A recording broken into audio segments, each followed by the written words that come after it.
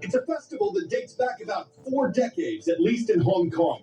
But just like the modern Olympics actually pays tribute to games of more than 1,000 years ago, so this one pays tribute to events over 1,000 years old in China.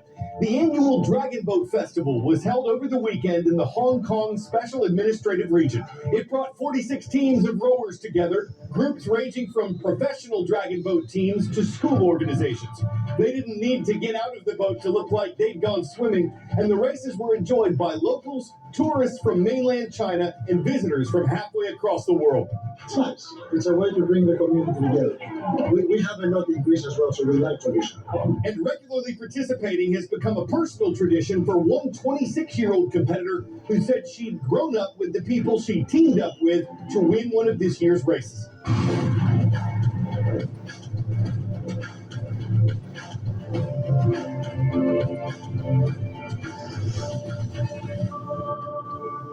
Hi, I'm Carl Azus, thankful to host the World from A to Z for the best audience in news. Next up, it's the tallest and most active volcano in Europe. It's one of the most active on the planet. It's located on the Italian island of Sicily, just off the toe of the boot. And on Monday, Mount Etna blew its top. It was a spectacular explosion, caught on camera from multiple angles. Volcanologists think part of the mountain's crater collapsed, causing the incredible blast of smoke and ash into the sky. We're using words like spectacular and incredible here because even though the scenes were dramatic, and even though the eruption sent some tourists running in fear, authorities said there was no danger to those who saw this in person. The Italian government described the event as an almost continuous series of explosions of increasing intensity, but it didn't threaten the local population, and it didn't disrupt air travel in the region. Even the flows of lava didn't travel farther than they normally go. And despite the fact that Mount Etna's rumblings could be felt in numerous communities nearby, it's something many on the island are more or less used to. This was one of more than a dozen explosive shows the mountains put on in recent months. World and out. What was the original purpose of the Hollywood sign in Los Angeles, California? Was it a state park, classic film set, lawn care company, real estate ad? Built in 1923 and spelling out Hollywoodland, the famous sign was initially a real estate ad for a posh community. The American real estate market plays an important role in the nation's economy. Construction impacts the gross domestic product. Home ownership is considered a key building block of many people's wealth. If real estate slows down, it can indicate a slowdown in the broader economy. An analysis from real estate company Redfin shows U.S. home sellers now outnumber buyers by nearly 500,000. Redfin's Chen Zhao says the seller's market we've experienced since the pandemic is now flipping. High home prices, elevated mortgage rates, along with rising economic uncertainty, have buyers being more cautious, and some simply priced out of the market, meaning the days of multiple offers above asking price and sellers offering no concessions may be in the rear view for many cities across the U.S. We looked at the 50 most populous U.S. metros, and we found that 31 of them are buyers markets. That means in those markets, there's a lot more sellers than there are buyers. For buyers, unlike the last few years, Zhao says you now have more power to negotiate deals on price, commissions, and more. You really have an opportunity now. There's a lot more inventory on the market, so you have a lot more to choose from to find a home that you like. And once you find that home, there's a good opportunity to negotiate right now. In Washington, I'm Michael Yoshida reporting. Realtors say this isn't the case across the whole country. In some markets, the costs of homes and home ownership continue to climb, and that overall demand for housing continues to exceed supply. On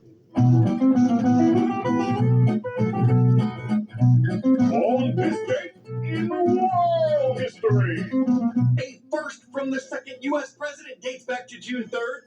John Adams moved into a place called Union Tavern in the year 1800. Why is that significant? Well, before then, the U.S. capital had been in Philadelphia, Pennsylvania. President Adams' move in early June made him the first American leader to live in Washington, D.C. He stayed at the tavern until the White House was ready.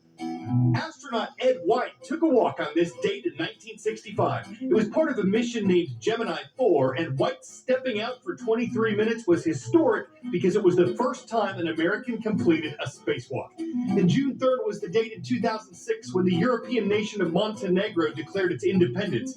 It had previously been part of Serbia and Montenegro, a loose union once known as Yugoslavia. But on this date, Montenegro peacefully separated from that union and became the nation it is today.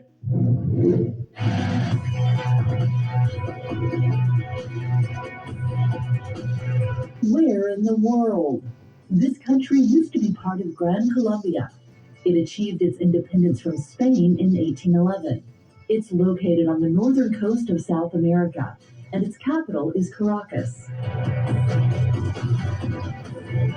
This is Venezuela, a nation whose years of economic struggles have caused many people to emigrate. Sometimes it's a bath, sometimes a little extra stuffing, or maybe a little less electronic wiring, but always a lot of TLC. Old toys are getting a new lease on life in Venezuela. Hospital de los Peluches, or the Toy Hospital, is a nonprofit that repairs and refreshes old toys to donate. It all began as a simple good deed.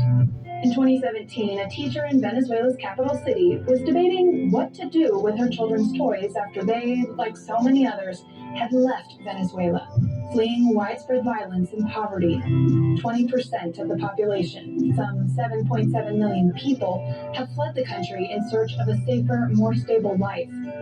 But instead of letting her kids' toys just sit there, or throwing some of them away, the teacher did as these women are doing: washed them, fixed them up, and donated them to children who are patients at the University Hospital of Caracas. The good deed grew. Now dozens of volunteers meet twice a week to help collect, restore, and give away stuffed animals, toys, and educational games. Most volunteers are retired seamstresses. They say the work takes time, but that's not complicated. We have all been seamstresses at one time or another. We have all been menders. Most of the toys are delivered to children at hospitals, schools, or in poor neighborhoods. There are many children that have never received a toy or a stuffed animal, and a stuffed animal is always a kindness that a child receives. But some, they go to homes for older people. The toys are for anyone who needs a little bit of affection. And each is sent out with a label that says, "I'm your new friend, and I'm an experienced doll, for I've been played with by another child before. Love me and take care of me, because I will do the same for you." In the past 7 years, the project estimates that it has recycled around 70,000 toys. I want to start today by recognizing everyone using our show as part of a homeschool program. We've heard from many of you in many places, and we are thankful to be part of your day. We're running with the Mustangs next. Mr. Menard's class is with us from Millard North Middle School in Omaha, Nebraska. It's nighttime at Academy Park High School. Mr. Schultz's class is watching from Sharon Hill, Pennsylvania. West Middle School is also here. Great to see the Wolverines of Mount Gilead, North Carolina, in Mr. Simpson's class. And Miss Bird, big hello to you and the students of Silas High School. The Rams are roaming Tacoma, Washington. What day is it? June 3rd is celebrated as National Repeat Day. June 3rd is celebrated as National Repeat Day. It's a time for an encore of the activities, movies, or foods you love.